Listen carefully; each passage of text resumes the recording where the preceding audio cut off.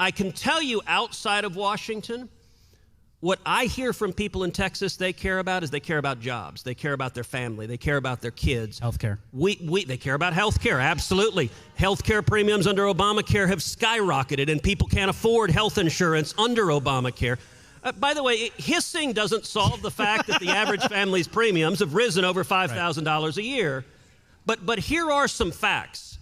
We have today the lowest unemployment in 50 years. We've got the lowest African-American unemployment that has ever been recorded in the history of our country. We have the lowest Hispanic unemployment that has ever been recorded. We have 6 million people who've come off of food stamps. We have the lowest African-American poverty ever recorded in the history of the country. We have the lowest Hispanic poverty ever recorded in the history of the country. And so at least some of the discussion, even if politically you're angry and worked up, I think some of the discussion ought to be, look, people's lives are being benefited by having good jobs. By the way, incomes are rising, and the number one state in the country for income increases is the state of Texas. People's lives are being made better by economic prosperity, and that is my number one priority. Politically, a large percentage of the political leaders who are advocating this are also advocating massive government control of the economy and socialism.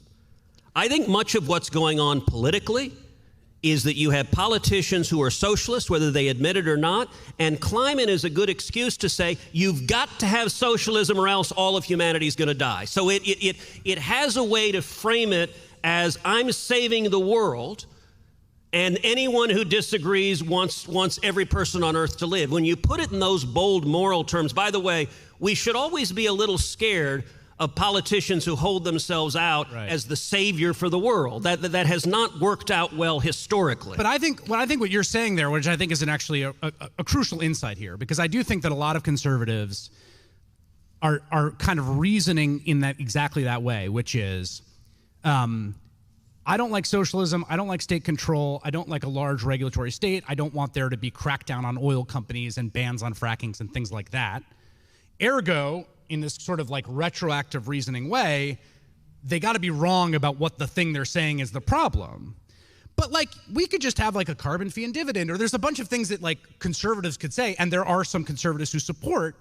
Once you say, look, the basic story here is just unavoidable. So, Chris, let me ask you something. Do you know what person in modern times has had the single greatest impact reducing carbon emissions of any human being alive? I don't. There's a clear and objective answer to that. And the answer to that is a fellow named George Mitchell. George Mitchell was a Texas oil man. I thought you were going to say Ronald Reagan. No. Although that's always a good guess for me. Reagan is pretty much the answer to everying. So he walked across the water. He was taking the carbon out of the air. I take that as a fair tear point. Down this carbon. I have a giant bust of Reagan in my office. I'm readily... You look at George Mitchell. George Mitchell was the son of Greek goat herders. Mm-hmm. He came to Texas, came to Galveston, founded the Woodlands, and George Mitchell pioneered fracking. Now, fracking has become demonized, but fracking unlocked massive shale deposits of both natural gas and oils, totally transformed the geopolitical world, and in particular has resulted in an incredible shift from coal power production to natural gas power production. There is nothing, no socialist regulator, no Paris deal, nothing has had anywhere close to as big an impact on carbon emissions as has a Texas oil man innovating fracking and moving away from coal to natural gas. I think that's how we should address the environment, through innovation that also produces jobs. Look, it's easy in Travis County for people who are wealthy and college educated and doing well. I don't want anyone to lose their job. Let's take away 1.5 million jobs in Texas. I encourage you, come down to South Texas and meet households, meet Hispanic men and single moms who are providing for their families, whose incomes are going... Sir, please don't just scream. This is meant to be a discussion. I think it is foolish and wrong for Democratic presidential candidates to cavalierly be prepared to tell 14 million people who are predominantly middle income or low income, you guys are all out of a job. I think that's wrong. I think we ought to be fighting for justice. What's driving the fury in the House is not the specific facts of this allegation. It was something else a month ago. It'll be something different in another month. And it is that they cannot stand Donald Trump and they want him removed. And I get that they don't like. Are those people applauding that sentiment or the description?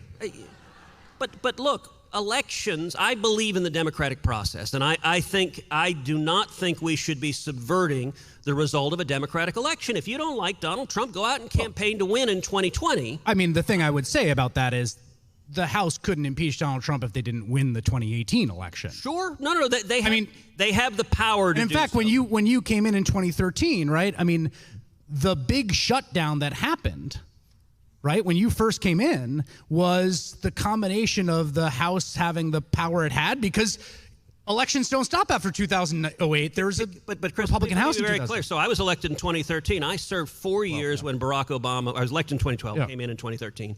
I served 4 years with Barack Obama as president. I disagreed with President Obama on a lot of issues. I didn't call for his impeachment. I didn't think he should be impeached just because I disagreed with him. I agree. The remedy, if someone is implementing bad policies, and I think the policies under Obama did enormous harm, the remedy is to go and win an election, which in 2016, the Republicans didn't win an election. That's how our democratic process works. Yes, I agree it should be investigated.